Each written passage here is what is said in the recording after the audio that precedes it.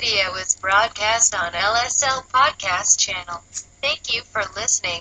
Please subscribe to the channel. Let not your heart be troubled. You are listening to the Sean Hannity Radio Show podcast. So like many of you, I have trouble sleeping. I have insomnia. No matter what I tried, it wouldn't work until I met Mike Lindell, and I got my very own MyPillow. It has changed my life. What makes MyPillow so different is MyPillow's patented adjustable fill. In other words, you can adjust the patented fill to your exact individual needs so you get the support you need and want to help you get to sleep faster and stay asleep longer. Just go to MyPillow.com or call 1-800-919-6090. Remember, use the promo code Hannity. When you do, Mike Lindell will give you his best offer ever. Buy one pillow and get another one absolutely free. MyPillow, made in the USA, 10-year unconditional warranty, and it has a 60-day, no-questions-asked money-back guarantee. You have nothing to lose. So it's time for you to start getting the quality of sleep that you've been wanting and we need. Just go to MyPillow.com or call 800-919-6090, promo code Hannity. Take advantage of Mike's special 2-for-1 offer.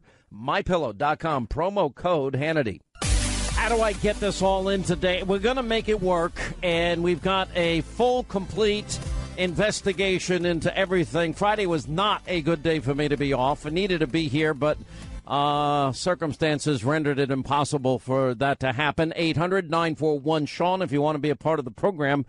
Sarah Carter, new investigative report. The FBI supervisor, this guy that we are hearing an awful lot about, Peter Strzok, was removed from the special counsel. He actually not only was involved in Hillary's email server and the exoneration before the investigation, in other words, cover up, the fix was in. Everything with the Clintons, the fix is in. Anyway, he not only was involved in Trump-Russia collusion, he was not only the guy that's out there trashing President Trump and loving on Hillary Clinton. Now we find out he is the guy that actually investigated Robert Mueller. This is a huge problem. This is a major problem. General Flynn, by the way. Not Robert Mueller. General Flynn. Sorry, I got a lot of names in my head. All right. Now, there is a poll out today, survey, according to YouGov polls, 60% of Trump supporters or approve of him said they agree with the president's claim that the media is the enemy of the American people. The media is so corrupt today. It is so blatantly biased and dishonest. I saw a piece, I think it was on an American Thinker. I got to find out who the liberal was, and actually wrote a piece, and I'll tweet it out. Oh, I don't agree with a thing Sean Hannity says, except that journalism in America is dead, and lays out a powerful case. And then one of the most interesting things is, I've said this for years, once you're hip, once your eyes are open, once you're awake, once you see clearly that there's abusive bias in the media, you can't not see it anymore. As a matter of fact, you see it more deeply and more deeply and more deeply than you ever thought. And so it's not something we have complained about, but we lay out the case regularly so you know you're being lied to by people that have agendas, that claim they're fair, balanced, objective, and they're journalists. You know, Sean Hannity claims he's not a journalist. I'm a talk show host. A talk show host takes on many roles: advocacy journalism, opinionated journalism. Sometimes we do straight up interviews. Sometimes we do information straight up. Sometimes we do news and opinion. Sometimes we do debates. Sometimes we do, disagreement, whatever. It doesn't matter. But yeah, but they claim they're journalists, and Rachel Maddow believes she's a journalist. I mean, Joe, morning liberal Joe, who's having one emotional breakdown a day after the other, he thinks the same. By the way, this just breaking. I'm reading it to you now as this is coming in. Justice Department has agreed to allow congressional investigators to interview a key FBI employee believed to have served as the main contact or handler of the former British intelligence agent Christopher Steele, who compiled that phony Russian propaganda Clinton DNC bought and paid for salacious dossier about President Trump and their connections to Russia, according to a department spokesperson. Well, that is a good thing. And they believe this is a central point of contact for the dossier. and it's expected this week. And the source, let's see, is not steering us away from the two names publicly circulating, and that's this guy, Peter Strzok, who I'm going to go into detail in a minute about, and the deputy director, Andrew McCabe, who, according to all my contacts now, is in his last days. And McCabe, remember, he's the one whose wife got all that money running Terry McAuliffe, raising money, a state job or state position, state legislative position in the Commonwealth of Virginia, unprecedented amounts of money. Anyway, McCabe's alleged conflicts about the contributions to his wife's Senate race and money from McAuliffe, one of the Clintons' best BFFs, and his PAC are well documented. Separately, McCabe also came into conflict with General Michael Flynn, who went to bat for a female FBI agent in an EEO suit that involved McCabe. And anyway, they've now confirmed the dossier witness is Andrew McCabe, and he is not coming Thursday as expected. They're citing a scheduling issue. There's so much that is unfolding here. It's hard to keep up. It just is. But we're going to do it for you, and we're going to get all this in. Now, let me start very closely here. From the Democrats' standpoint, they think, oh, General Flynn, he lied. Well, we're going to get to that in all its detail here. Let me first play the president and his comments, how unfairly Flynn has been treated. If we can play that, Jason. Well, I feel badly for General Flynn. I feel very badly. He's led a very strong life, and I feel very badly, John. I will say this. Hillary Clinton lied many times to the FBI. Nothing happened to her. Flynn lied, and they destroyed his life. I think it's a shame. Hillary Clinton, on the 4th of July weekend, went to the FBI, not under oath. It was the most incredible thing anyone's ever seen. She lied many times. Nothing happened to her. Flynn lied, and it's like they ruined his life. It's very unfair. Yeah, okay, and that's the point I've been making again and again. We know of obstruction. We know of crimes committed, and I won't go through them all now because if I did, it would take the whole show again about all the crimes the Clintons committed. Now, let me tell you what this Michael Flynn, General Flynn guilty plea, everyone's got their own interpretation of this. Let me remind you of a couple of things here.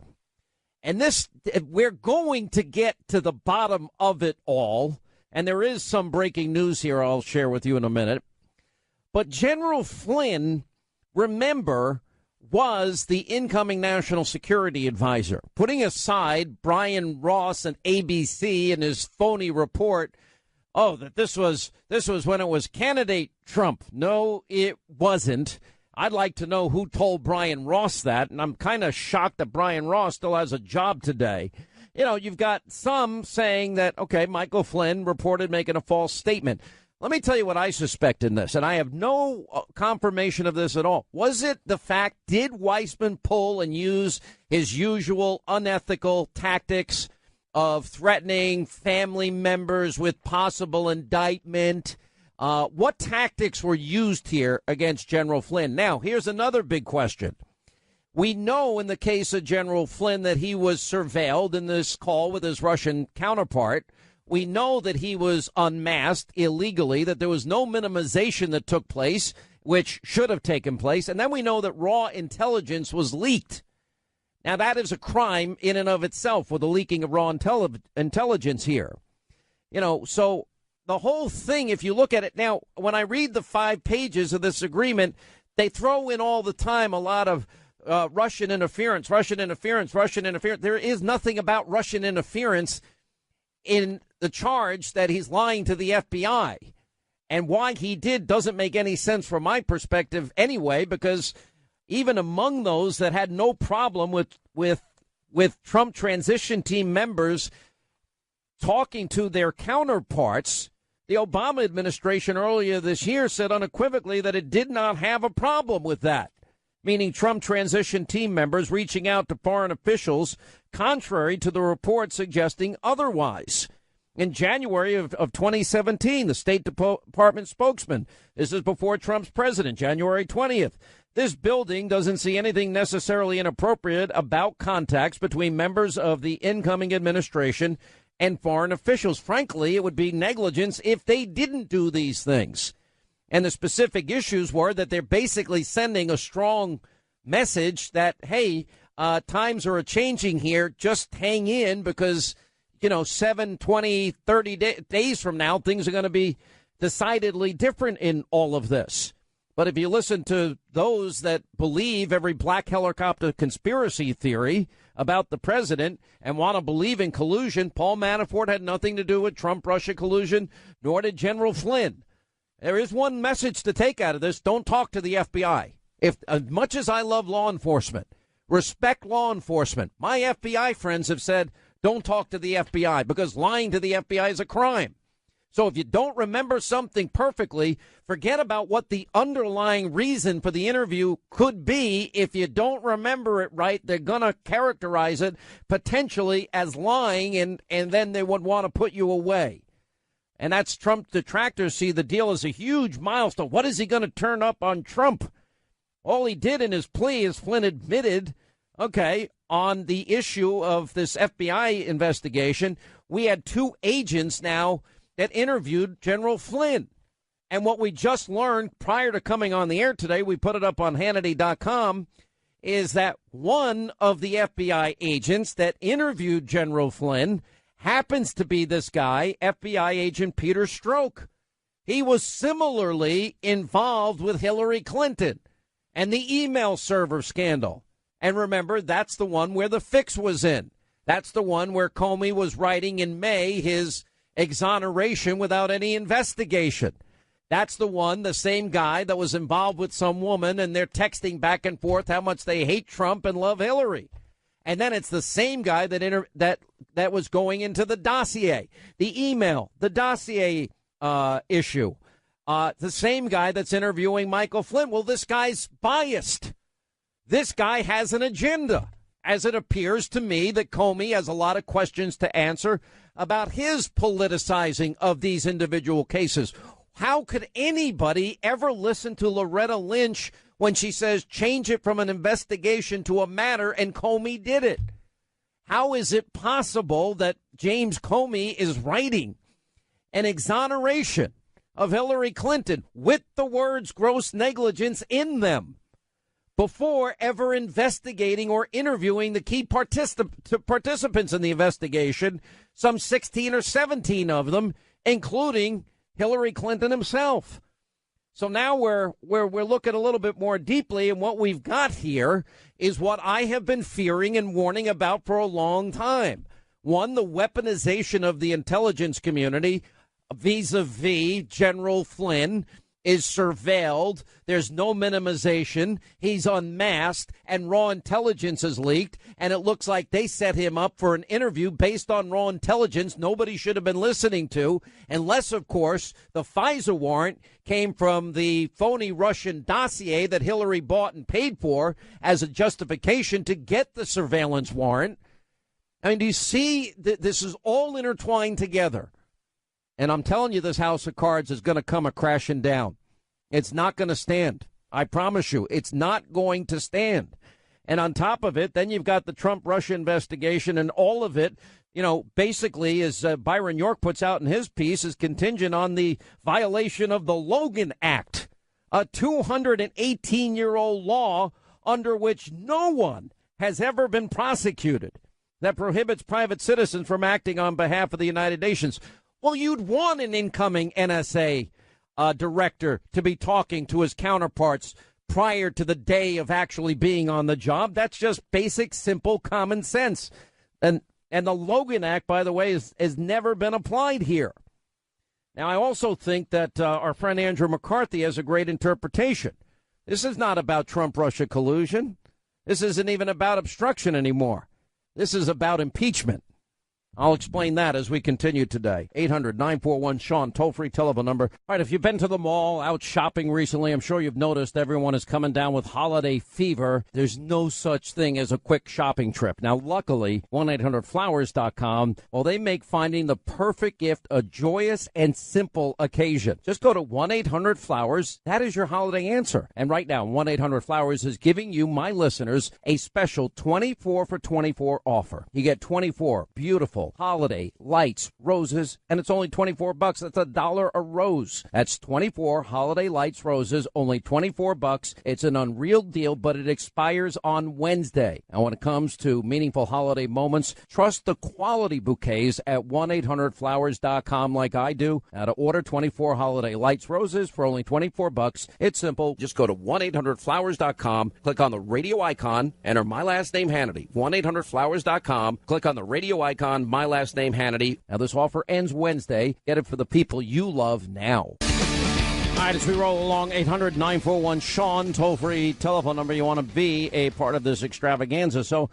Byron York goes into this long piece today how people during the Obama years and some holdovers suspected Flynn was violating the Logan Act, the 218-year-old law under which no one has ever been prosecuted, prohibiting private citizens from acting on behalf of the United States. It appears that's where it all began. And that the Obama Justice Department, it appears the Logan Act became the paramount concern among these officials. To me, it sounds like a rationalization for what was really going on, which we now know was likely the phony Christopher Steele, Hillary-controlled DNC-funded dossier with salacious materials, which then, of course, from there leads to unmasking and leaking of raw intelligence, which is of itself a crime. But Sally Yates, the former deputy attorney general at the time, told Congress the Logan Act was the reason she intervened in the Flynn case and the reason the FBI sent agents to the White House to interview Flynn. And this is where Flynn either didn't remember properly or lied. He said in this thing last week that he lied. And by the way, Democrats now, they went out and they were all talking about the Logan Act in the summer of 2016. Logan Act, Logan Act, Logan Act, because a lot of things were happening that none of us know about. Claire McCaskill and, you got everybody else in between, Tom Vilsack and Nancy Pelosi and Lawrence Tribe and, Senator Chris Coons and Sheldon Whitehouse and Patrick Murray and et cetera, et cetera. They're all going out there. And then remember during the Comey hearings that he was asked specifically if an American citizen conducted meetings with a Russian individual who's been sanctioned by the U.S. about potential weakening of U.S. sanctions policy. Is that a violation of the Logan Act? I don't think it's appropriate to answer that. So obviously there was a lot of chatter at the time going on about all of this. And then, of course, then we talk about the specific dates, and that is when they feel that when Flynn actually spoke to his Russian counterpart, Kislyak, about the pending UN resolution about Israeli settlements, and then speaking again about the new sanctions Obama imposed on Russia in retaliation for the election meddling, which, by the way, you would think that General Flynn wants to talk about. Not even sure why he would not just tell the whole story. Makes no sense. We'll continue. All right, 25 now till the top of the hour. I just think as we now go through this, now maybe a lot of you understand there's always a method behind my madness, and this country is in serious trouble. We've got to now ask some very serious questions. Ask yourself a few serious questions here. And a lot of it has to do with the rule of law, equal application of the rule of law, equal justice under the law, because right now we have two things simultaneously emerging, and I'm being very upfront here. We have now weaponized our intelligence gathering in this country to be used against American citizens. This is not funny. This is probably the single greatest threat. My buddy Mark Levin said, we live in a post-constitutional America. And if the intelligence community is taking those powerful tools that we need to fight evil in our time, and they're turning them on the American people, and if they're illegally surveilling and unmasking, and we know leaking raw intelligence, and they're not using the proper protocols, because the whole thing with General Flynn, it should have been handled by a process known as minimization. In other words, it's perfectly legitimate, the right thing to do for the intelligence community to be spying on our enemies or potential enemies and at least know what these people are up to. So in the course of doing that with General Flynn's counterpart, General Flynn is on the other line of the phone.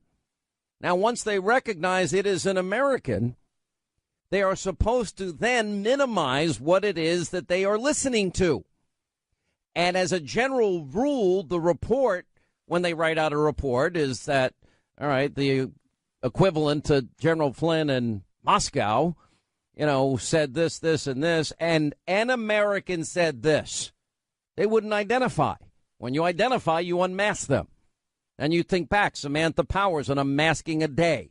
Why would the UN ambassador be requesting information on Americans that they be unmasked? And then we know in the case of General Flynn, all of this whole thing gets started and is predicated on what is clearly the potential of illegally obtained information. Just like I am pretty certain at this point, time will tell. We have to wait when the information is fully available. But we now know for a fact Hillary Clinton paid for the Steele dossier. It wasn't a Republican. That talking point in the media is a lie.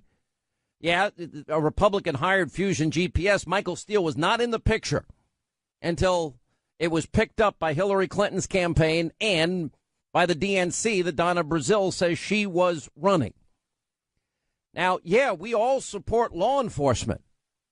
But if there are those within law enforcement or intelligence that we count on to use these tools, listen, let's be honest. If they want to hear every conversation you've ever had, if they want to listen in, if they want all your emails, if they want all your text messages, they can get them. It's not even a question anymore that the technology is available. Bill Binney, 34-year NSA operative, who's worked for the NSA for all these years, and other people all say the same thing, that everything is metadata stored.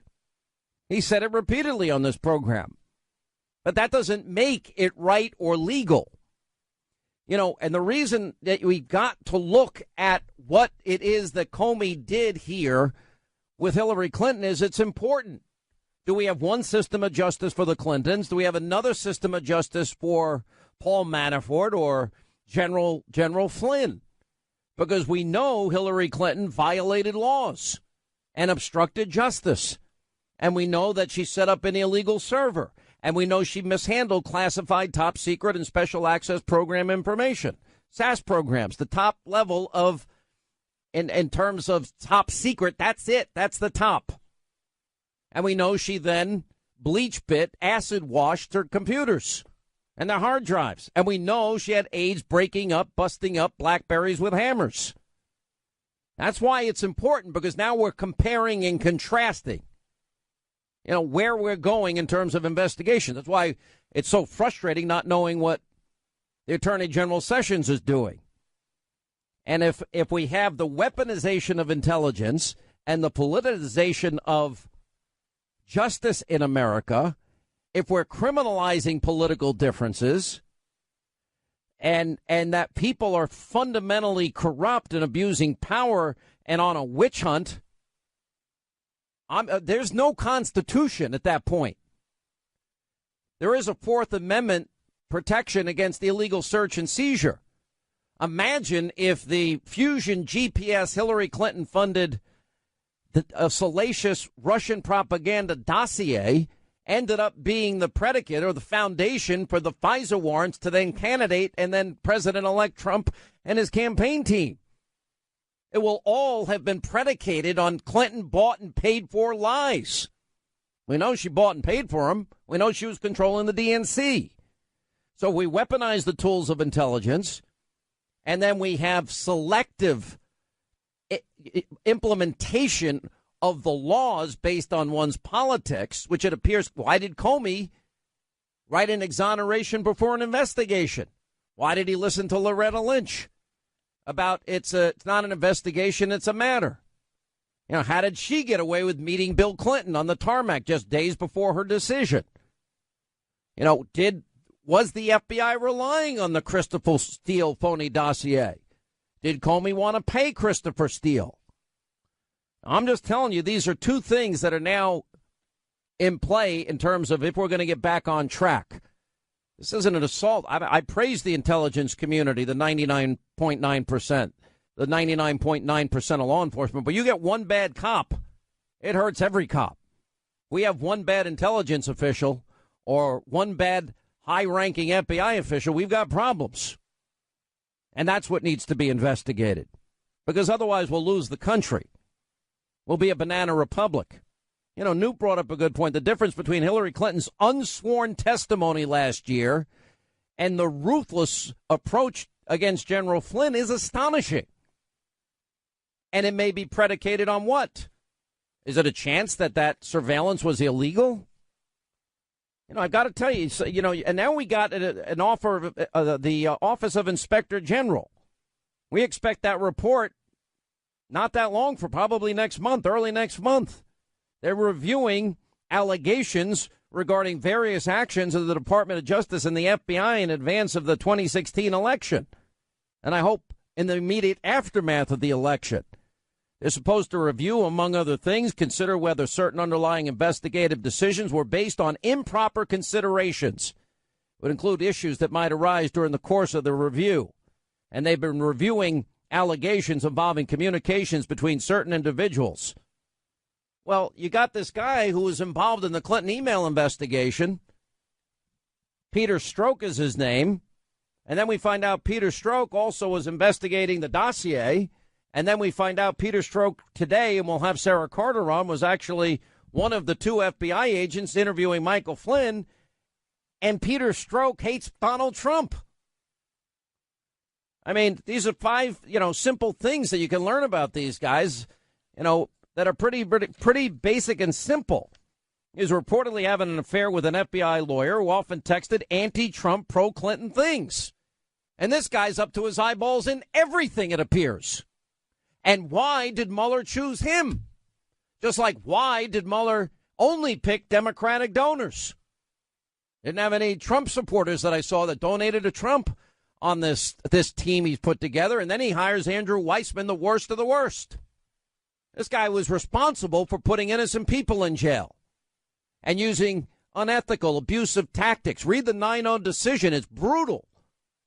Very few decisions in the Supreme Court come out 9-0. And his treatment and the investigation of Enron and Anderson Accounting and Merrill Lynch in that particular case. I mean, 5-0, the Fifth Circuit Court of Appeals, he lost there too. In the Fifth Circuit Court of Appeals, he lost. Anyway, so Peter Strzok was removed from the investigation in August. The question is, why did Mueller have him there, just like why does he have Weissman there at this particular point in time? Okay, he's removed from all of this, but he was up to, what did he do in the Clinton email investigation? We know that Comey exonerated her before investigating her. And that Strzok took part in that investigation, and he personally interviewed her. By that time, the fix was in, we know, changing from gross negligence to extreme carelessness, gross negligence being the legal standard in that particular case. What else do we know about this guy? That he was named in a lawsuit against the FBI for its use of polygraphs when interviewing applicants. I don't know about that too much. Big deal. But this guy, look at the people that Mueller has put together. Look at their backgrounds. Look at what they're saying here. Matt Drudge put out a tweet this weekend. We know what happens when one lies to the FBI. By the way, ask Martha Stewart. Denny Hastert, was taking out $9,900. It's so stupid. Obviously trying to get below the threshold $10,000. If you take $10,000, always take out $50,000. Don't take out 10 or 9,999 because they're not stupid. And he was making payments to somebody. Okay, it's his money. He's allowed to do what he wants. But then he lied to the FBI. They couldn't. Statute of limitations prevented them from getting him on something else. Same with Martha Stewart. Same thing. Now General Flynn. And if you only have here, which is Andy McCarthy's point, often prosecutors, if they've got the goods on you for something big, they're going to charge you with the something big and force you to really be cooperative against who your big target is. Well, lying to the FBI is basically the lowest hanging fruit standard. So they got that, and General Flynn is going to cooperate. Cooperate in what? There's nothing there. But Andy McCarthy rightly points out that when this report is done, that their target is how it's always been and will always be Donald Trump. And that's why Mueller put together this team of activists working for him. And I'm also getting an earful in the last 24 hours that there is information out there about others that work closely with Mueller that are just like this guy, Peter Strzok, and that they, too. Hang on a second, writing somebody. There you go. And that they, too, hate Trump and loved Hillary Clinton. Then you got Brian Ross and the fake media. If I got this correct, Democrats and liberals are ecstatic. They're so happy about General Flynn, but it might have been an illegal wiretap. I thought liberals were civil libertarian like me. Apparently not. I want to know who did what, who knew what, when, and where. It's like, and then you got Brian Ross. Oh, okay. Anyone else go along with this? Who gave him that information? That's what I want to know. I also think that, by the way, if we're going to talk about the Logan Act, what was Obama doing with the Chinese president? Saying, I'm willing to continue my role in strengthening mutual understanding, exchange, and cooperation between China and the United States. Is he trying to undermine the president? Pretty interesting. I want to know who planted this story with Brian Ross on top of that. What happens, as Drudge said, we know what happens when one lies to the FBI. What happens, what is the punishment when the FBI lies to us? And there's a lot of questions about Comey, and I started last night. I'm just waiting for answers. And I'm not holding my breath either.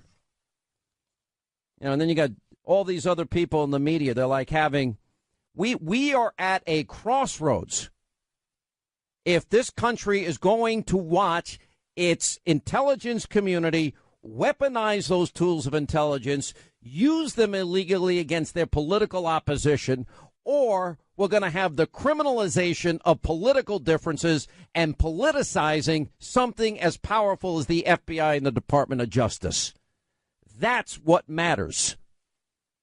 Because all these anti-Trump people investigating, giving Hillary a break, and bringing the force of law down in every other case is despicable.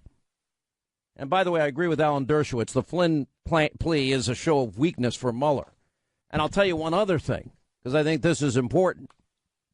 You can't hold the president, President Trump's lawyer, Alan Dershowitz, Greg Jarrett, all these smart people saying, president can't obstruct justice. He's the chief law enforcement officer. So dumb. We live in a really stupid country at times. We do dumb things. But this is now threatening our Constitution. All right, as we roll along. Oh, you're going to love this, by the way. I want to know so much more about what other people think. What does Weissman think of Trump? What does Adam Schiff really think of Trump? By the way, Robert Mueller is a frontrunner for Person of the Year by Time Magazine. I'll tell you how Dershowitz dismantled this obstruction of justice claim by Dianne Feinstein and much more. Straight ahead. It's all politics, all of it. And I think what we're beginning to see is the putting together of a case of obstruction of justice. I think we see this in the indictments, the 4 indictments and pleas that have just taken place, in some of the comments that are being made. I see it in the hyper-frenetic attitude of the White House, the comments every day, the continual tweets, and I see it most importantly in what happened with the firing of Director Comey. And it is my belief that that is directly because he did not agree to lift the cloud of the Russia investigation. That's obstruction of justice. Donald Trump is a very formidable personality, but somebody has to stand up to him, and I hope my Republican colleagues in the United States Senate will take the lead on this issue and also on obstruction of justice. There is a credible case of obstruction of justice against Donald Trump. Argue it for us. What is it? Well, if you take the president's own statement, his tweet that he knew Michael Flynn was lying to the FBI when he fired him, which means that he knew Michael Flynn had committed a felony when he asked Comey to stop the investigation of him, and when he fired Comey, when he refused to do so, and when he fired Sally Yates, and when he called Michael Flynn in April to tell him to stay strong. All of these acts are to impede and obstruct justice. And then when you take the corrupt intent, which is the second element, just his tweet yesterday, his attack on the FBI. I will say this. Hillary Clinton lied many times to the FBI. Nothing happened to her. Flynn lied, and they destroyed his life. I think it's a shame. Hillary Clinton, on the 4th of July weekend, went to the FBI, not under oath. It was the most incredible thing anyone's ever seen. She lied many times. Nothing happened to her. Flynn lied, and it's like they ruined his life. It's very unfair. All right, glad you're with us, Sean Hannity Show. 800-941-SEAN is our toll-free telephone number if you want to be a part of the program, hour 2 of the program. All right, so you hear from Dianne Feinstein, and you hear from Richard Blumenthal, and then you hear from the president. It's almost like we live in a Twilight Zone era if we're talking about obstruction, because the same people that sat back and allowed Hillary Clinton to delete, acid wash, bleach bit, 33,000 emails about a wedding, a funeral, yoga, and her husband who doesn't email, and then, of course, destroy the BlackBerries and, of course, destroy the hard drives, and now talking about obstruction of justice like it actually means something. There's a little bit of a problem, as Alan Dershowitz and Donald Trump's lawyer, for example, both said the president cannot obstruct justice, and that's because he is the chief law enforcement officer of the nation, and under the Constitution's Article 2 clause, he has every right to express his view on any case, period, end of sentence.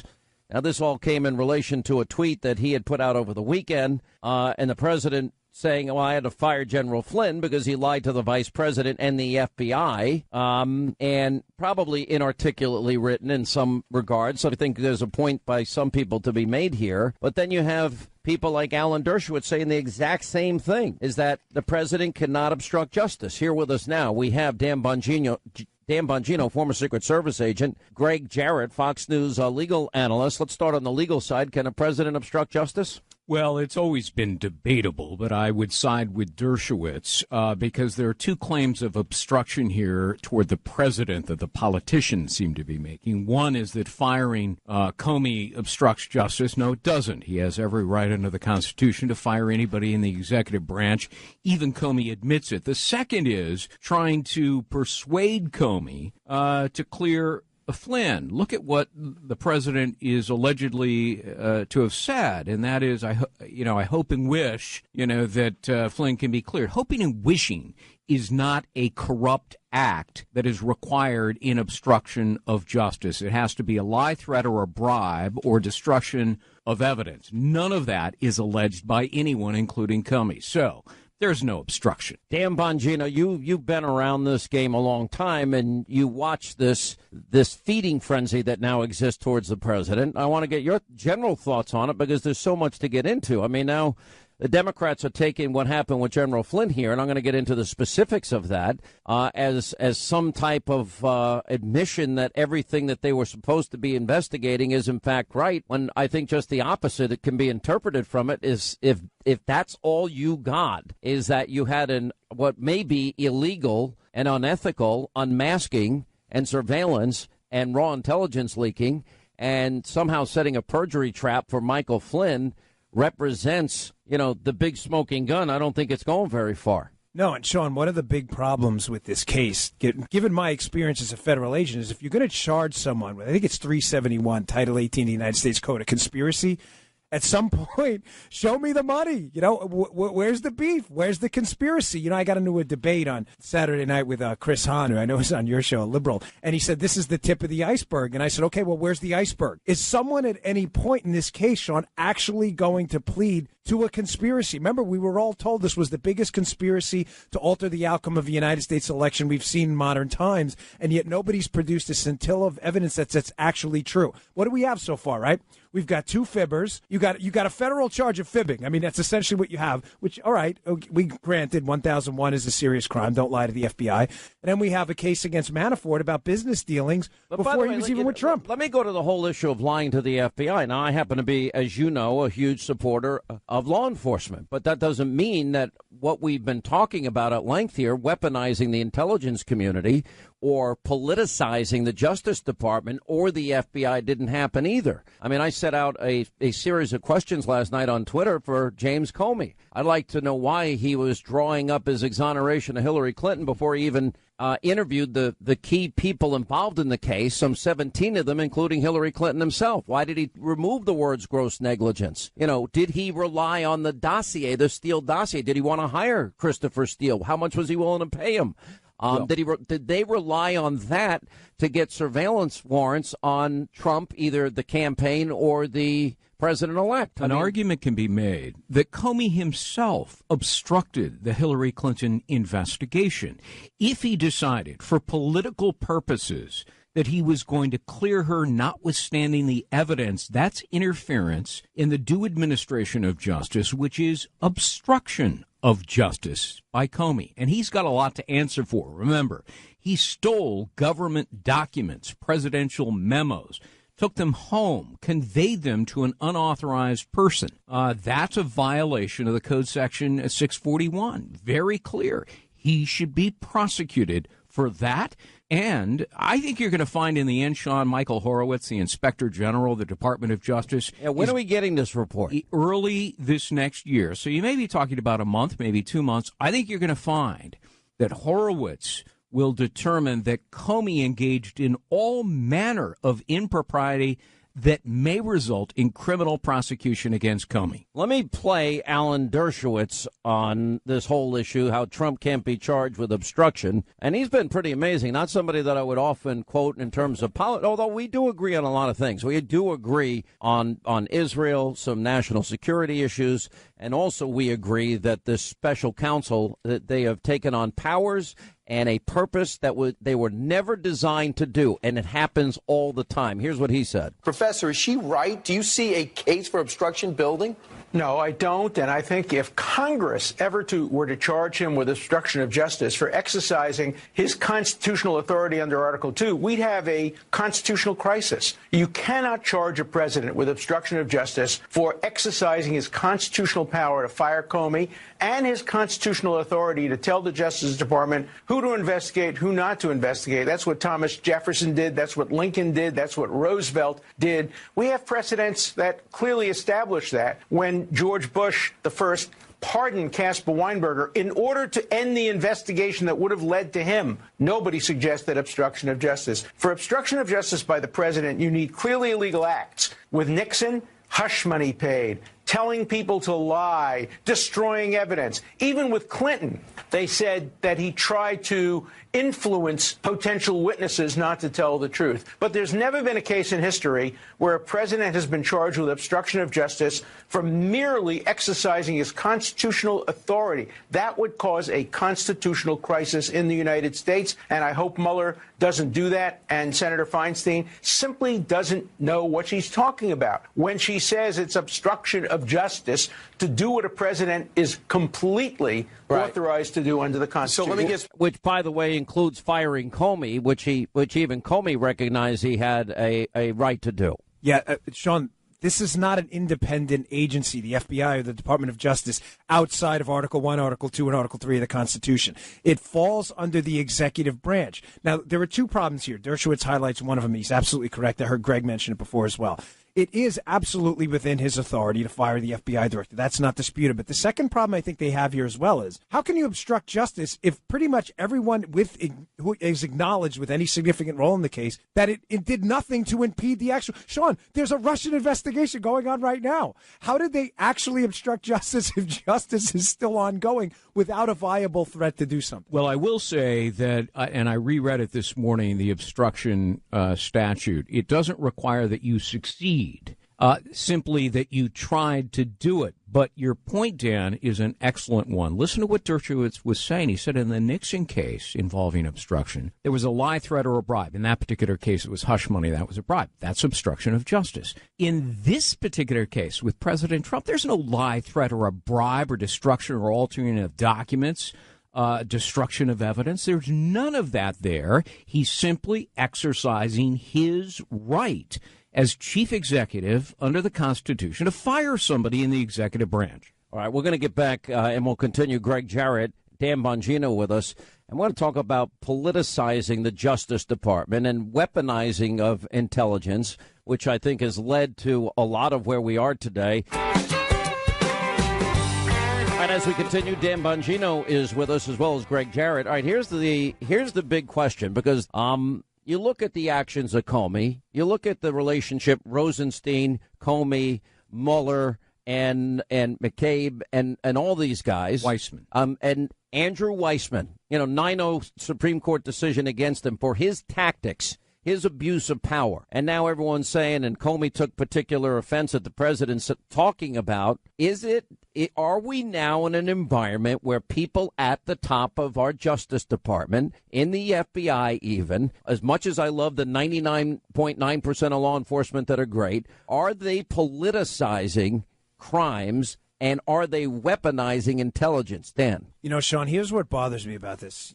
I was a Secret Service agent in my early 20s, and I was in awe of the power they give you. I mean, you can literally take someone's freedom, or, God forbid, if you need to, take a life in a use of force scenario, all sanctioned by the power of the United States government. One of the things we're guaranteed, though, in the constitutional republic is we don't target people. We target crimes. And what's worrying me about this is it seems to me that the Justice Department is, again, I agree with you 1,000%, not the rank and file FBI. They are the best. I've worked with them, love the men and women there. They're terrific. Some political actor in the Justice Department decided in conjunction with Democrats in Congress after they lost this election that they were going to get Donald Trump and they were going to get his associates no matter what. And let me tell you something, Sean, that's a dangerous environment because everybody's ripped the mattress tag off, and I promise everyone's paid a penny less in taxes than they should have somewhere.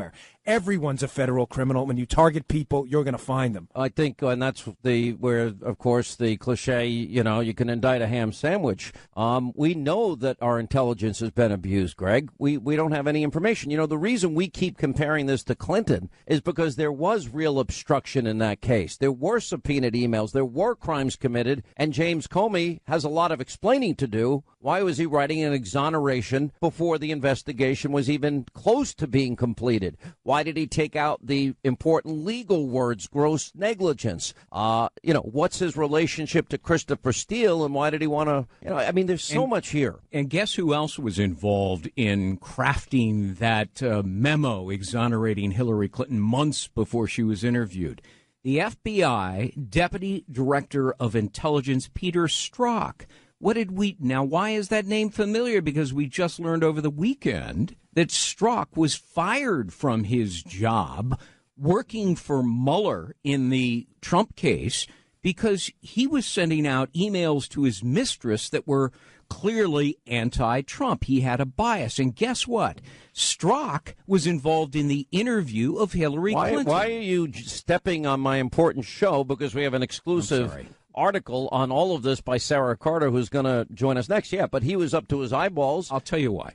Because I bet Andrew Weissman was writing similar emails that are pro-Hillary and anti-Trump. And I'll tell you why I know that. Because Weissman's best buddy is a woman at the Department of Justice, she's since left, Wei Chen, who is virulently anti-Trump, who's out there in her yellow or orange protest jacket in front of the White House. She posted this on Twitter and LinkedIn, protesting against Donald Trump. She's buddies with Weissman. Somebody needs to do a FOIA request to get a hold of Weissman's emails, and I bet you'll find anti-Trump emails. Oh, I bet they exist now.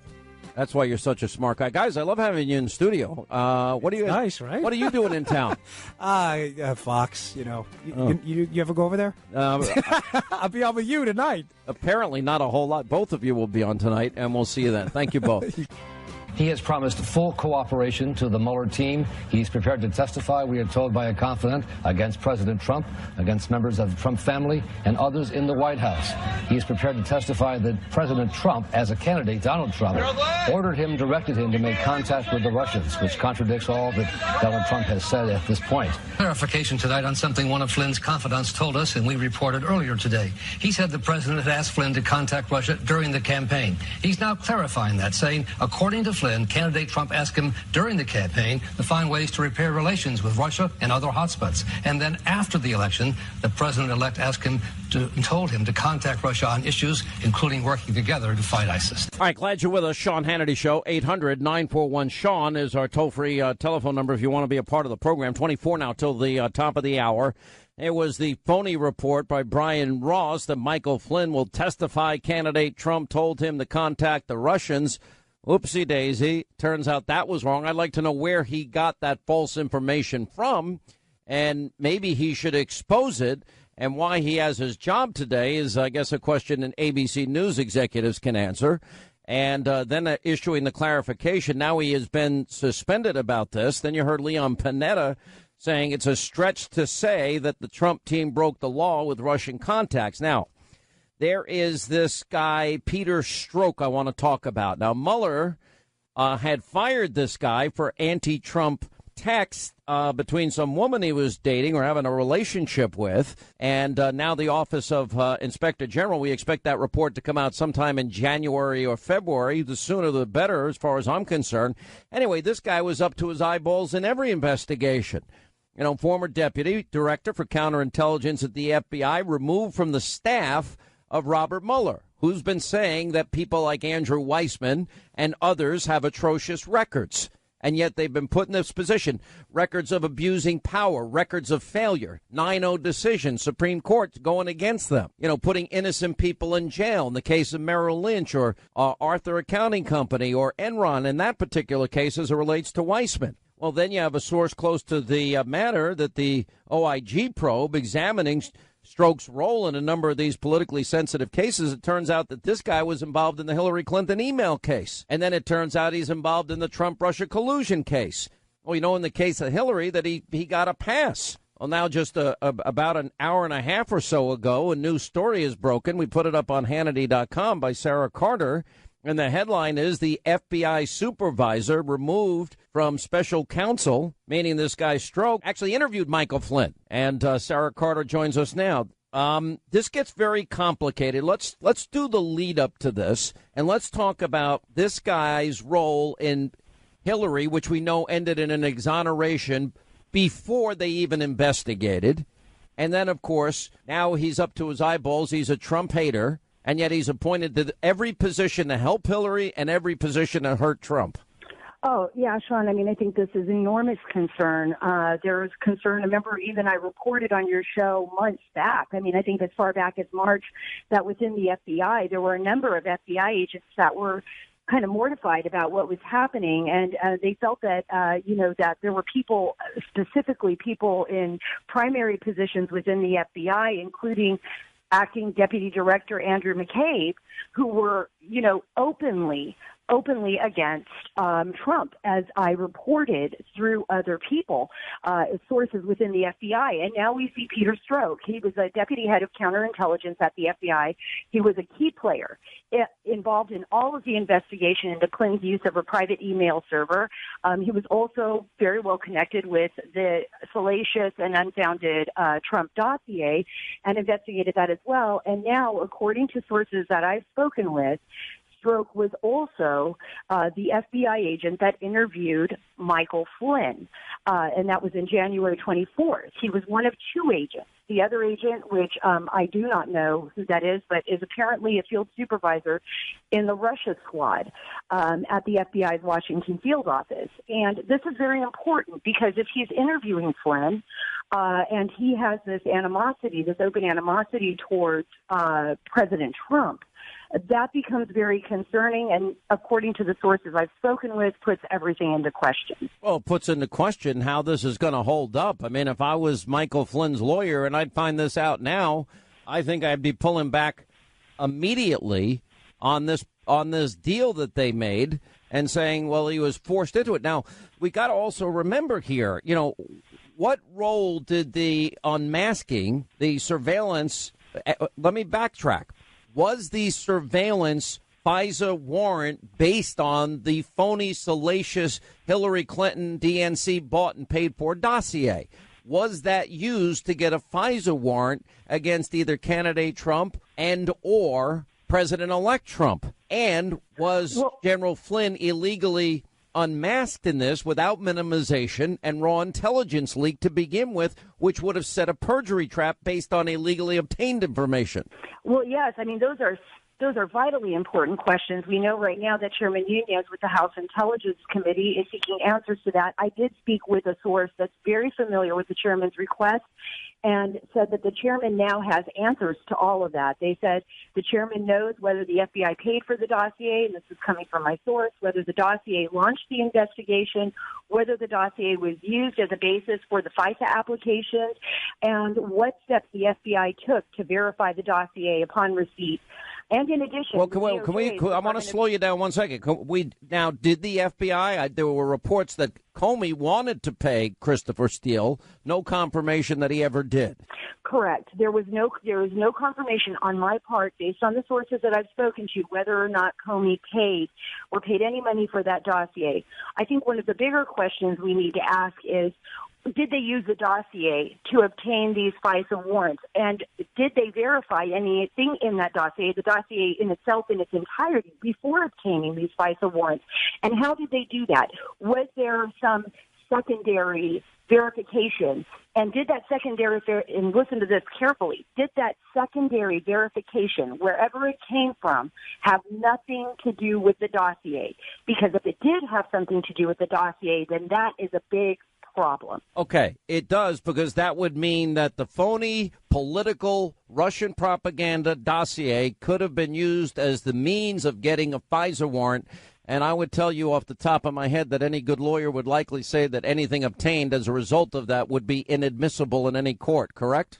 Correct. I believe so. I'm not an attorney, but I believe so, and that's what I've heard from attorneys as well. Have you heard specifically that they did use the dossier to get the warrant? I have heard from sources that the dossier was used, but I cannot confirm that because I did not see actual proof of that, and that's what it would require for me to write that story. But it's still a very important question. I think one that is already being answered, Sean, the Department of Justice apparently has already given some of those answers already to the House Intelligence Committee. Now, whether or not that is the case, the sources that I've spoken to appear to be in the right position to answer that. And so, how many sources? Because I have a single source that has confirmed for me that it was. That's not enough for me yet. That's why you have a single source. Yeah, correct. Okay, now let's go back to, so this guy's involved in the Clinton email server scandal. We know Comey, the fix was in from the get-go. We know Comey also went along with the idea it's not an investigation, it's a matter. We know that the evolution of that exoneration before the investigation was completed involved removing the legal terminology gross negligence from all of this. He's involved in all of that. He's virulently anti-Trump, and then he's involved in interviewing Michael Flynn, General Flynn, along with one other individual, and he's involved in the dossier issue as well. Is there anything he's not involved in, and doesn't that taint everything that he's involved in? And I'm also hearing that there might be other people very high up, close to Mueller, that similarly have hate Trump issues. Yes, and everything you're saying there is correct. It appears to be that he was involved in all of it. And one of the points that you didn't make, you made a whole series of points that are so important there, but that there were 110 classified emails transmitted on that server. Of those 110, there were 52 email chains, 8 of which contained the most highly classified information. So you don't need to say, careless. Gross negligence doesn't mean whether or not she decided it was going to affect the national security of the United States. Gross negligence under the law is basically the law. And anybody else, and I think this was very important, and Catherine Herridge brought it up in her interview with the former Inspector General McCullough of the intelligence community when he was investigating this. She had asked him if he would have done that, what would have been the repercussions? And he said he would have been in Leavenworth. Unbelievable. So we have to think about how vast this is. And of course, I'm certain that there is an ongoing, and we know the Inspector General now at the Department of Justice is investigating everything that's connected to Peter Strzok, everything that is connected to the Hillary Clinton email investigation, and I'm positive that they will be forthcoming with a report that's... I would just like to know what the Attorney General is doing in all of this, because nobody seems to know. All right, stay right there. We'll pick it up on the Attorney General when we get back. More with Sarah Carter, her explosive report. You can get it on Hannity.com right now. And in fact, the FBI supervisor that was removed from the special counsel not only interviewed Michael Flynn, but he was involved in this whole issue, what I believe is a cover-up and an exoneration before an investigation of Hillary Clinton and the email server scandal, and including the dossier issue. Now we find out he's the one, even though he's anti-Trump, interviewing Michael Flynn. This is an unbelievable, stunning transformation. All right, investigative reporter Sarah Carter is with us. Her blockbuster report out today. This on the heels of understanding that Robert Mueller had to remove this guy, Peter Strzok, who was one of the 2 FBI agents. Sarah breaking exclusively. It's up on Hannity.com, who interviewed General Flynn. But this was the same guy that was involved in the exoneration before investigation of Hillary Clinton's email server and the dossier that, of course, Comey was so interested in that he was thinking about paying money to, according to published reports. Now he interviewed General Flynn. I guess the next question here is, what about some of this other team that was appointed by Robert Mueller? We've gone over their political donations extensively, and they lean solidly left. We look at Andrew Weissman. Andrew Weissman, to me, is the poster child for abusing power in investigations. And, it's not often that somebody gets overturned 9-0 at the Supreme Court level on appeal and his tactics have been brought into question and his ethics have been brought into question. How is Andrew Weissman still on this case? And I hear that he's got pretty strong political opinions as well. Well, yeah, certainly Andrew Weissman does have pretty strong political opinions, according to sources that I've spoken with. And, a lot of them say you can get a grand jury to indict a ham sandwich. So that also is out there. I think, Sean, one of the most important things that we're looking at as far as this case is developing and as far as the special counsel investigation, I think this is a point that needs to be made over and over again. This was to find collusion between the administration and Russia. And what it has is become so expansive, it feels that everything but that is being dredged up. And that's something that's very important. We're not seeing any evidence. We have not seen any evidence yet of actual collusion between the Trump administration and the Russians. And that's a very important point. Another point, I want to go back to Peter Strzok because I think this is so important. I spoke to a former U.S. intelligence official who said to me, and I'll quote this, with the recent revelation that Strzok was removed from the special counsel investigation for making anti-Trump text messages, it seems likely that the accuracy and veracity of the 302, that was the interview, of Flynn's interview, as a whole should be reviewed and called into question. So these are really important. I mean, it's important to the people who are working these cases. Remember, there were a lot of FBI agents on the ground during this time that were investigating the Clinton server case at the time before Comey shut down the investigation, and they were infuriated when he did. So thankfully, this is not about the entire Bureau. There are a lot of good people in the Bureau, people who put their lives on the line every day, people who believe I said that yesterday. I don't know if you saw my I don't know if you saw my tweets about Comey last night. I mean, I agree, but the problem is, if they didn't interview the informant, for example, what you reported last week, before they filed charges in the Russian nuclear bribery case, that's a bad deal. And, of course, you have Devin Nunes. I mean, he's now saying that, charging that he's being stonewalled by the Justice Department and the FBI on these issues. How do we ever get to the truth? we just keep pushing. We just keep putting pieces and pieces of information out there, because one thing is certain: the American public is not stupid, and the American public will not stand for this. And it's got to be a great disappointment when we put so much faith in the FBI, which we need to. I mean, the bureaucracy and the Bureau itself is supposed to be completely impartial. At Quantico, when FBI agents go there, I mean, I've talked to so many of them. The first thing they say is you're neither Republican nor Democrat. Well, that's the fact. Well, we now have the weaponization of intelligence, and we now have the politicization of the Justice Department that we now have to look into with all seriousness. Sarah, we'll see you on TV tonight. Thank you for being with us. We appreciate it. So much more to get to regarding this. Corey Lewandowski, by the way, joins us at the top of the hour. He wrote the soon-to-be best-selling book, Let Trump Be Trump, the inside story of his presidency. That's next. All right, News Roundup, Information Overload Hour, Sean Hannity Show. Write down our toll-free telephone number. It's 800-941-SEAN. You want to be a part of the program. Now, I hear that montage, which is one of my favorites of all time that we ever have put together, and all these people are so dead wrong, all of them. And two people that know up close and personal everything that went on in that campaign, and both have become friends of mine in all fairness and objectivity here. We have, I knew Dave Bossie before. Corey Lewandowski, though, I spent a lot of time with you and Hope. I remember when it was you and Hope Hicks on the campaign trail, and that was it. I mean, it's really the two of you. And Dave Bossie, they've now written a brand new book, Let Trump Be Trump, the inside story of his rise to the presidency. Welcome, both of you. Hey, thanks, Sean. How wrong were they? They were so wrong. Sean, they were wrong from day one. I remember the day that the president came down that big, beautiful escalator with Melania Trump, and they said he's going to announce that he won't be running for president today, and he'll never fill out the paperwork, and he'll never be a real candidate, and that Jeb Bush was just rusty from not running for office for 8 years. Well, look, Donald Trump hadn't run for office in 70 years, and he took the world by storm. And Dave and I, and we talk about it in the book, outlined what we saw and what he did.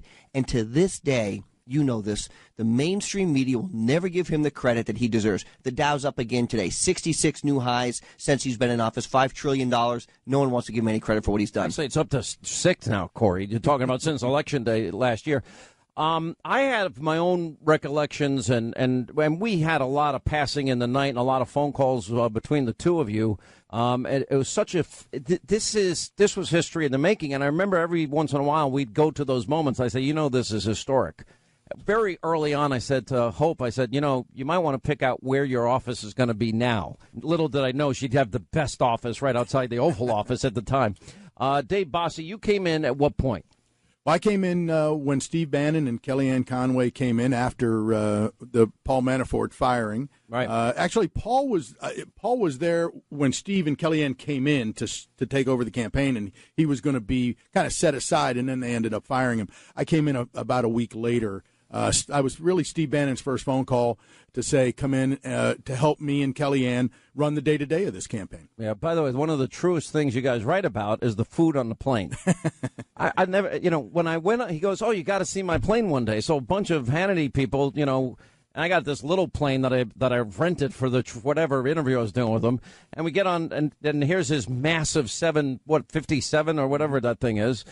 And he's got buckets and buckets of Kentucky Fried Chicken. Now, it was either, did he really eat 2 Big Macs, 2 filet of fish, and a malted shake or whatever? Sean, look, we traveled on a $100 million aircraft everywhere we went, and we were stopping at which McDonald's on the way. And look, the truth is, he wouldn't eat the bread. Okay, so let's just be fair to the candidate. Okay. And he'd always say to us, and it was very comical. He'd say, "Did I have a good day?" I said, "Yes, sir." He said, "Can I have a malted?" I said, "Absolutely." He says, "Don't tell Melania." I said, "Never, sir." Is that true? Those are the true stories, because that's the kind of guy he is. He's just he's a blue collar billionaire. He eats at McDonald's. He eats Kentucky Fried Chicken. My favorite food. He's what everybody does. I mean, it's amazing. And pizza and Wendy's. That's exactly it. right. That's the food groups that were on the plane. Yeah.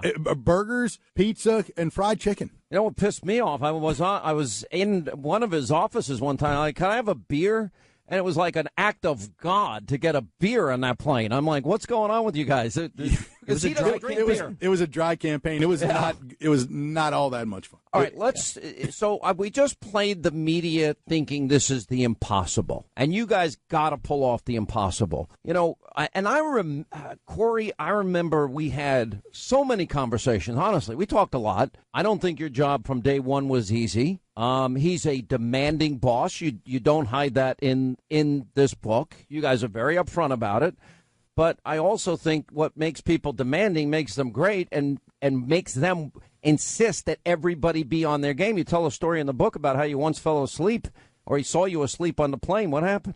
You know, Sean, this is what we want to articulate in this book, Let Trump Be Trump. He expects the best, he demands the best, but he deserves the best. And what he did with me and so many other people is he pushed me harder than I ever thought I could be pushed. And literally, as we were flying around one day in Wisconsin, I'd been on no sleep for the better part of a year, drinking 7, 8, 9 Monsters or Red Bulls a day. And I fell asleep on the plane because I had probably walking pneumonia. And he looked back and he said to me, Corey, if you can't take it, we'll get somebody else. And I had put 18 months of my life into this thing. This is a guy who doesn't sleep, but maybe 3 or 4 hours every other day.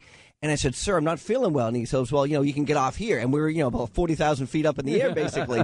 But he expects and demands the best. And that's why, I want to say it was such a privilege to work for him. And the staff that is there is so dedicated to making sure that he has the very best. And when we fell short, and I fell short, look, he won 38 primaries and caucuses, got more votes than any candidate in the history of the Republican Party in a primary in a season.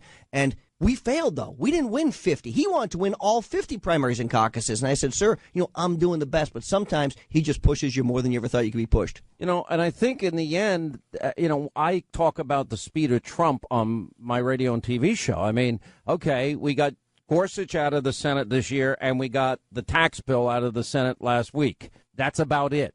And, but in terms of regulations and terms of the president being able to do and accomplishing the promises he made, those that he can do by himself. One night I did a whole list of them, and I'm going ding, ding, ding, ding. I don't know if you saw that show. It went pretty viral, but that's why I think he won. He connected. This is what the reason he is a president. He made promises to the American people. He said, broken Washington, the broken status quo is over, and I'm going to go there and change them. They are not going to change me, and that is why the mainstream media continues to attack him, continues to beat him down. They don't even talk about the 3% growth he through this 3.3. You're a little behind. It got revised upwards, Bossy. Keep up. Which is so exciting. Which is what the new normal was, right, Sean? The new normal under Obama for 8 years was 1.2, 1.6, stagnation back to the Jimmy Carter days. Hey, listen, I made a point every single day during that election year of 2016. 50 million Americans on food stamps, 50 million in poverty, 13 million more Americans on food stamps, 8 million more in poverty. The worst recovery since the 40s, lowest home ownership rate in 51 years. We had the lowest labor participation rate since the 30s, and he doubled the national debt. I said it because it mattered. I said it because I am that guy. I am the blue-collar worker. By the way, so are both of you. Absolutely. And, one of the things... So I got interviewed by this New York Times guy. And it was a great picture if you missed it. I mean, I think I looked my best. New York Times Magazine, the cover. I was on that cover not too long ago, so I appreciate but they didn't. Yeah, by the way, your picture was fine in comparison. So it's the guy was trying to get to this constantly. Oh, who influences Trump? And I'm like, you don't understand. Anybody that tells you that they do or that they have his ear or they're influencing him or they're trying, I said, you don't understand him, because all of us and everybody I know at some point said, don't tweet. I gave this guy the example. At the end of the day, he makes his own mind up and he follows his own guts. Isn't that Trump being Trump? Sean, it's exactly what this book's about. Look, when I came to the campaign and I saw the success that this man has had in his entire life, real estate, books, television. Then he decided, I'm going to get involved in politics. All of my friends, and I use that term loosely in Washington, said, you'll never work in politics again. I said, fantastic. I hate this business. And then, you know what I said? It's not my job as a campaign manager to change Donald Trump, a man who's built a $1 billion lifestyle, one of the most successful people in the history of our country. We let Trump be Trump. Now, do I love every tweet he puts out? Of course not. But that's him, and I don't want to change him. He's authentic. He's genuine. But this is the thing. Every single person in Washington, every swamp creature, Republican and Democrat, and both parties suck. I'm more angry at Republicans than I am at Democrats because they promised crap that they never had any intention of ever fulfilling, and I feel betrayed. But if you look at the expectation, Dave, they think at some point if they criticize him enough, he's going to evolve into something he's not, and that is that establishment mentality and what they think and how they think a president ought to act. It's never happening, ever. 100%, and that's what drives the president. That's what makes him different. And Corey, in the book, Corey talks about the Paul Manafort time, and I'll let Corey tell the story, but when Paul decided he was going to try to change the president. Yeah, all right, we'll take a break. We'll come back. Corey Lewandowski, Dave Bossie with us. Their brand new book just out today, their first radio interview, Let Trump Be Trump, the inside story of his rise to the presidency. It's a phenomenal read. All right, we'll take a break. We'll have more with Corey, more with Dave Bossie. 800-941-SEAN is our number. All right, as we continue, Corey Lewandowski, Dave Bossie, their brand new book out today, Let Trump Be Trump, the inside story of his rise to the presidency. It's up on Hannity.com, Amazon.com, bookstores everywhere. Let me go back to something I was asking Dave Bossie in the last segment, and that is there is an expectation, particularly among Republicans, that one day Donald Trump is going to wake up and a switch is going to go off in his head, and he is going to act the way they think a president ought to act. And it's not happening. Sean, you have to remember, all they ever said was, you have to act presidential. The only way to win is if you act presidential. I don't even know what that means. You know what? I know Donald Trump is a president, so if he sneezes, it's a presidential sneeze. Whatever he does now is presidential. He's not here to meet the expectations of the mainstream media. What he did, what he saw, and what I think the American people want is someone who's authentic. They are so sick and tired of these politicians who go to Washington for 30 years and lie to them. And I can be presidential, then we find out, they were a pedophile or they're having sex with their staffers or whatever it was, right? What we know is Donald Trump tells you the truth. You may not like the way he says it. You may not like what he tells you, but he tells you the truth. Take us back. You guys write a lot about Access Hollywood. Take us back to that day, because there was some that said he had to get out. There was a lot. There were a lot of people, Sean, and you know it. The establishment went apoplectic, right, Sean? They decided for him that we will cut you loose, and you have to Mike get out. Pence in the top of the ticket. Absolutely, as if it was that simple. First of all, no, it wasn't. No, and look, this man said it was locker room talk. It was years and years and years ago. Unlike what Matt Lauer and those guys are doing, his was talk. Theirs is that. By the way, they've gone after him. I remember when the New York Times did a front page, top fold article listing woman after woman. I started saying, okay, I started putting them all on. Ex-girlfriends came on. They praised him. Carrie Prejean comes on, praised him. And I put all these women on. I'm like, they're full of crap. There's a hypocrisy of the liberal left who want to accuse somebody and cause damnation before they have the facts. And what the bottom line was, Donald Trump was very clear about this. Okay, yeah, I said some things that maybe you wouldn't normally say as a candidate. Number one, he wasn't a candidate at the time. Number two, not a politician. He wasn't a politician. He was a private sector individual. And the American people had the chance to litigate this because it was 30 days before. And they looked at crooked Hillary.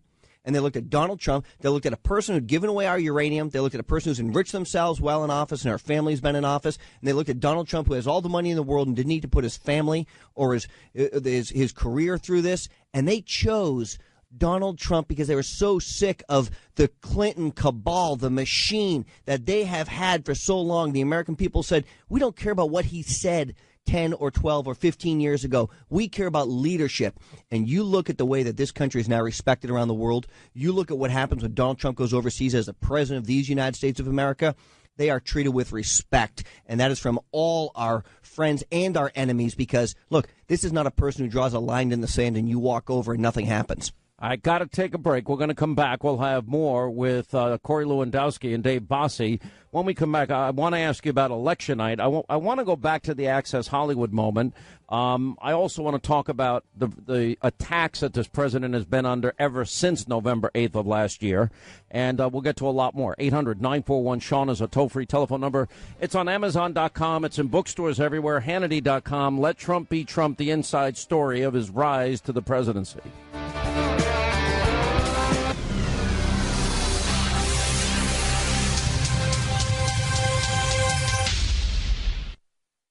People have talked about a miracle.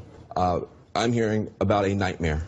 This was a white lash. This was a white lash against a changing country. It was a white lash against a black president in part. And that's the part where the pain comes.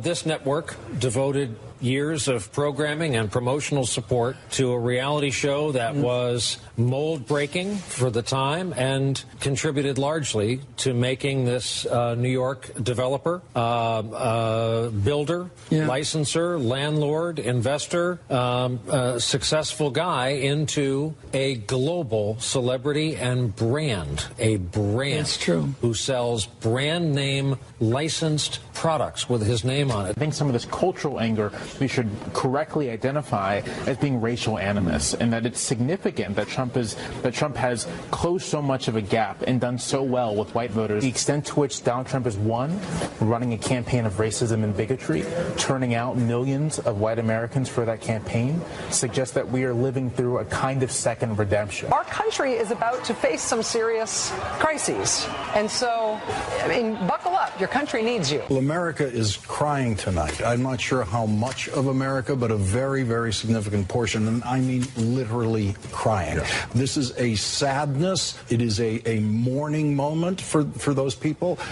and it is a moment filled with fear. Filled with fear.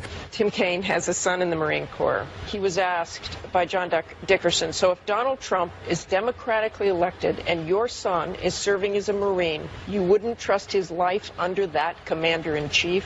And Kaine said, I wouldn't. That's a pretty extraordinary thing to say if you have a son in the Marine Corps and that you don't trust the commander-in-chief. The people in the military defend the Constitution. And we've talked about excitement among women to have a woman president, but there's always in these situations at least equal amounts of hostility to that kind of change.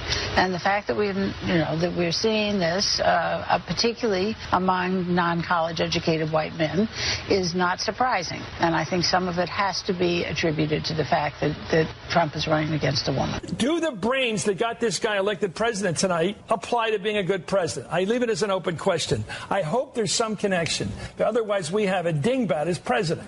We have a guy with no ability to be president. It's hopeless with terrible values and incompetence galore. And we're just into doomsday right now. I'm just not ready to accept that sort of notion right now in my head. I have to think there's got to be a pony in this crap pile. I think there has to be a pony in there somewhere.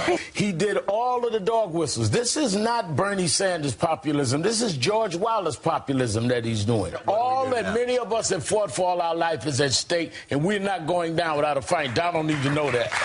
Today, we are not merely transferring power from one administration to another or from one party to another, but we are transferring power from Washington, D.C.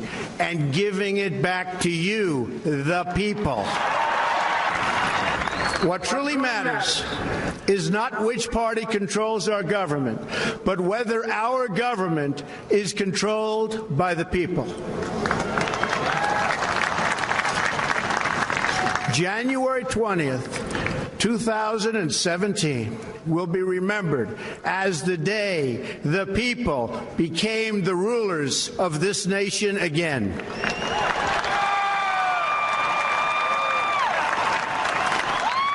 The forgotten men and women of our country will be forgotten no longer. Everyone is listening to you now.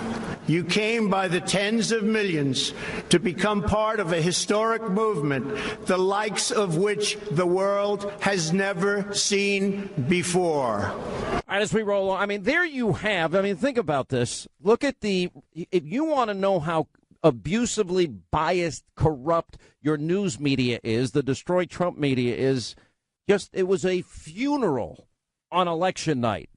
And then the president-elect saying, we're going to give our country back to the people of this country, the forgotten men and women.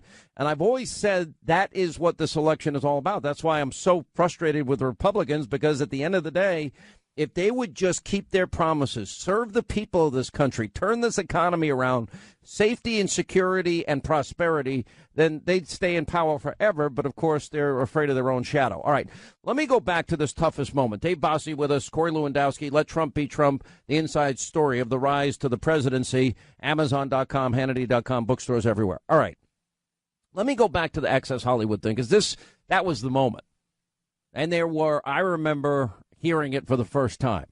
And I remember, okay, this is rough. October surprise. We're not newbies to this business, none of us. And, I'm now in my 30th year in radio, 23rd year on Fox. We knew that was going to be tough. What happened on the inside, Dave? Well, there was a moment when we all got together and had to talk about that. And we were in debate prep, Sean. We were in debate prep when Hope Hicks got the call from the Washington Post reporter, and we had to interrupt the president and had to tell then the candidate and have to tell him about it. And we went through that.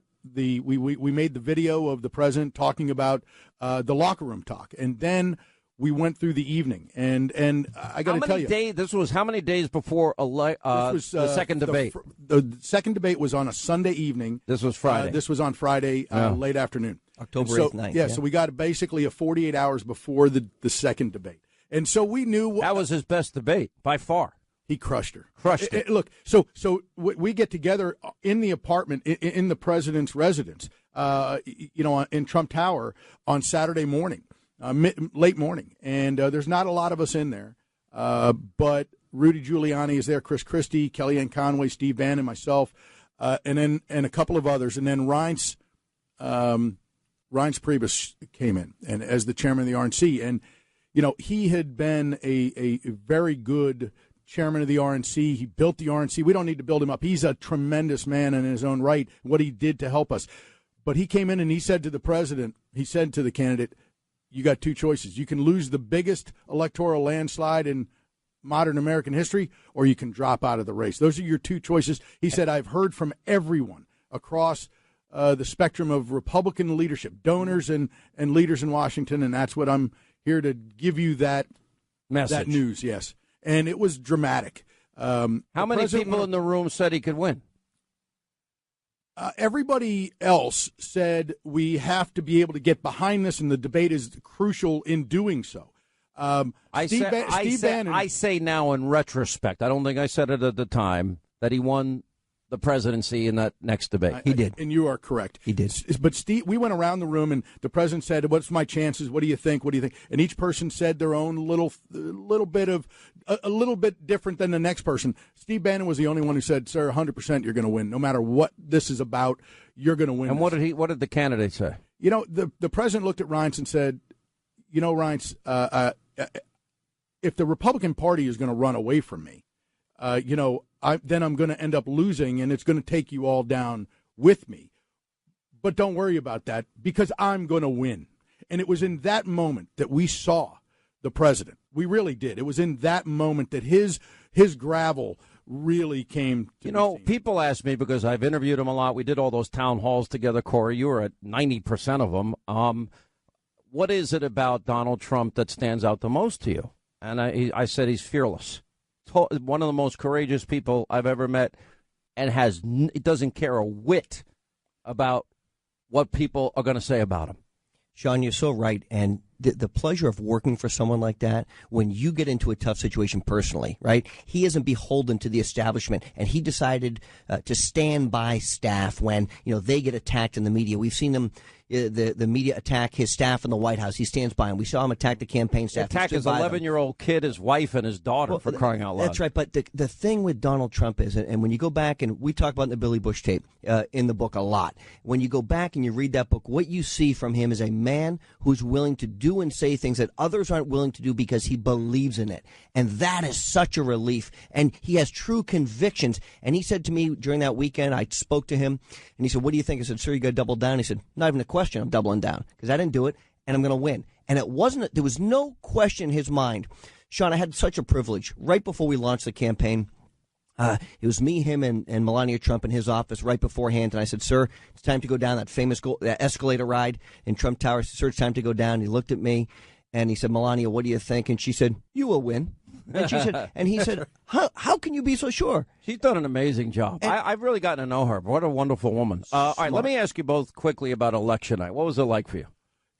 Election day is always the toughest day because as a campaign guy, it's the day you have no control over really anything. Their votes are going to be counted. We sat in Trump Tower that day. We had finished up early, right in the morning. We finished up in Michigan overnight. Yeah, it was an amazing thing to see him do his last rally past midnight in Michigan. We got home here in New York at about 3:30 in the morning. But then we spent the day. He went and voted. About 5 o'clock, I got the early exit polls from somebody at ABC News that's in the book. And look, we detailed 5:10, Dave. I know well. Sean and I were texting at that day. That's yes, sir. And so I looked at the numbers, and it was a gut punch. We were down. There were the media. No. You lost everything. Yeah, the media had us down. They were following 11 battleground states, what they call battleground states. North we Carolina, were down in 8. Ohio, right. Pennsylvania. You were down. We were down in 8 of them. Florida. We were up in 2 and tied in 1. I mean, it was a devastating loss. And by the way, we weren't down a point or two. We were down 5, 6, 8 points in all. And there's not enough votes left in the evening to come back from. So that's what they're saying to you. They're building the narrative that you're going to get crushed. The numbers ended up being garbage, is what they ended up being. Well, I made a phone call that day. I don't know if you remember, Corey. I don't know if you were there or who was with him. And I called him directly. He used to have a cell phone then. And I go, somebody's going to come into your office in a minute and give you really bad news. I said the exit polls are a disaster. And then I told them the story about 2004. 2004 at 5:35 on this radio program, after the exit polls came out that said John Kerry was going to be the next president. It was just as bad. And Dick Cheney called this program. Now, it turned out Donald Jr. called the program about the same time this election. And he goes, why do you believe that? Why do you know that? And I told him the story. And I think, I said, just hold on. Let's see what happens here. What were you doing? You know, I was a commentator for CNN. And grief, that was a mistake. It's like going in the octagon every day with an 8-on-1. That was the only difference, right? Martial arts, I could have used your help a few times. Yeah. But, Sean, the most disappointing part is I was talking to all the guys who were out in the field in the states, giving us real-time data, Florida, New Hampshire, South Carolina, North Carolina, all the battleground states. And I knew by about 11 o'clock that night Trump was going to win because we had the numbers and we saw the way it was going. And I went to CNN. Once I saw Wisconsin, what time did that get called? Right around midnight. And I said to Jeff Zucker and the team at CNN, Donald Trump's going to be the president. Call the race. You'll be the first network. I know numbers. He's going to win. They were magnanimous enough to call it after Hillary Clinton called and conceded the race. And they said, with breaking news, we can now tell you that there's a 99% certainty. I said, Hillary Clinton just conceded the race. Let me go into one policy thing. I know that our Steve Bannon says nationalism, populism. I haven't changed from I'm a Reagan conservative. Me too. Same. I argue that Trump's a Reagan conservative. More so than anybody gives him credit for. I know. Like, look at everything up there. I wrote that in 2013. That's the Conservative Solution Caucus. Energy independence, smaller government, lower taxes, less regulation. Less regulation, more home ownership, just more money in your pocket. This is what Trump is. Look, you go back, Sean, and look at an interview Donald Trump did in 1989 with Oprah Winfrey. He was talking about bad trade deals. He's talking about immigration. Proud to be an American again, right? We're not second to anybody in this world. It makes you proud to be an American. Because he was a New York businessman that had to navigate and thread a needle and use a razor's edge to get deals done. Okay, so he played the game, which is smart, because otherwise you don't get to build the buildings if they hate your guts politically, and he was smart enough, shrewd enough to do that. So I'm going to tell you both. I've been going through the book. It's a phenomenal read. By the way, finally you bring me an autographed copy. It's a little late. I urge today's everybody, the first day, Sean. Well, it's called an early copy for your buddies. That's what it's called. But you guys both, I've gotten to know you both. I consider you both dear friends. You're amazing people. Let Trump be Trump. The inside story of his rise to the presidency. Corey Lewandowski, Dave Bossie. It's in bookstores everywhere today, and it's online, Hannity.com. By the way, I did get to endorse the book, which was nice, but I endorse it now more than I've read it. I mean, you only told me what it was. At Amazon.com, Hannity.com, bookstores anywhere. Both of you will be on Hannity tonight. We'll see you then. All right, that's going to wrap things up for today. All right, investigating the investigators. How is it those investigating Hillary Clinton are Clinton lovers? Those investigating Donald Trump are Trump haters? And what it all means to the ethics involved in these investigations. All right, we've got full coverage, a powerful opening monologue, news and information you won't get elsewhere. Newt Gingrich, Judge Pirro, Dan Bongino, Sarah Carter, John Solomon, Victoria Tunsing. Also, Dave Bossie, Corey Lewandowski. That's 9 Eastern tonight. See you then, back here tomorrow.